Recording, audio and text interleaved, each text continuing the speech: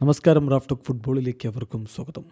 ക്ലബ്ബുകൾ ഒരു കൊല്ലത്തിൽ ഒന്നോ രണ്ടോ തവണയൊക്കെ റഫറിമാരെക്കുറിച്ച് പരാതി പറയാറുണ്ട്. എന്നാൽ ഒരു ക്ലബ്ബ് എല്ലാ ആഴ്ചയും പരാതി പറഞ്ഞുകൊണ്ടേയിരിക്കുകയാണ്.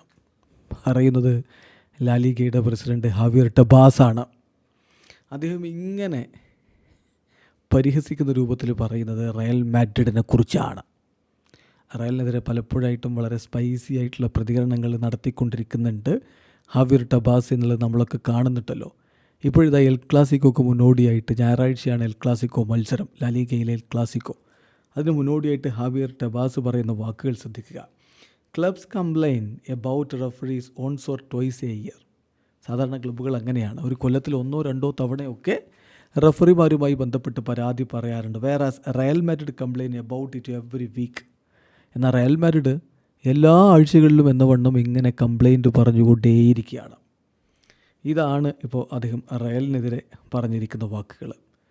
ഏതായാലും ഇത്തവണത്തെ പല സംഭവവികാസങ്ങളും ആരാധകരുടെ മനസ്സിലുണ്ട്.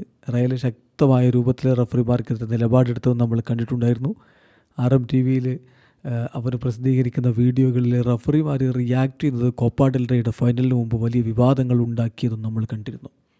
ഇനിയിപ്പോൾ എൽ ക്ലാസിക്കോയിൽ അത്തരം ഒരു വിവാദം ആവർത്തിക്കുമ്പോൾ അത് കാത്തിരുന്ന് കാണണം. എൽ ക്ലാസിക്കോക്ക് വേണ്ടിയിട്ടുള്ള ഞായറാഴ്ചയിൽ എൽ ക്ലാസിക്കോക്ക് വേണ്ടിയിട്ടുള്ള റഫറിമാരെ ഇപ്പോൾ പ്രഖ്യാപിച്ചിട്ടുണ്ട്. ഹെർണാണ്ടസ് ആണ് റഫറി ആയിട്ടുണ്ടാവുക. അതുപോലെ മാർട്ടിനസ് മൊനേറയായിരിക്കും വാറിലുണ്ടാവുക. ഹെർണാണ്ടസ് ഇതിനു മുമ്പ് 4 എൽ ക്ലാസിക്കോ മത്സരങ്ങളാണ് നിയന്ത്രിച്ചിട്ടുള്ളത്. ഒന്ന് 2015-16 അന്ന് റയൽ മാഡ്രിഡ് ബാഴ്സലോണയെ 2-1 തോൽപ്പിച്ചു. അടുത്ത കളി 2016-17 അന്ന് ബാഴ്സലോണ 2-3 റയൽ മാഡ്രിഡിനെ തോൽപ്പിച്ചു. പിന്നെ 2017-18 ബാഴ്സയും റയലും 2-2 സമനിലയിൽ പിരിഞ്ഞു. 2019-20 ഗോൾ രഹിത സമനിലയുമായിരുന്നു.